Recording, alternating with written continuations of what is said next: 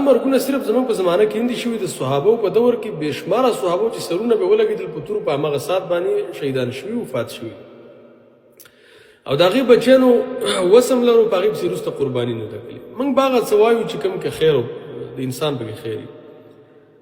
ځینې صحابو د خپلو مور و پلار نه حج او عمرې کولې. نبي صلی الله علیه وسلم وصیت یې کړی ویل او وصیت یې کړی ویل به یې کوئ، که وصیت نه یې کړی به یې مه کوئ، بیا ورته اجر نه ورکوي. دغه شان د قربانۍ مثلا ده.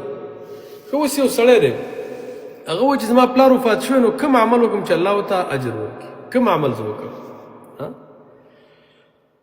نبی صلی الله علیه وسلم فرمایي چې اذا مات الانسان، کله چې انسان هغه وفات شي، انقطع عمله، د ټول عملونه دنیا سره کټ شي، الا من ثلاث، درې عملونه ته فایده ورکړي. یو خدا چې علم یې پرې کوي یا بچیانو ته دعاګانې کوي. درېیمه خبره ده چې یو سړی پکې صدقه جاریه وکړي. صدقه جاریه مطلب دا لکه د غرور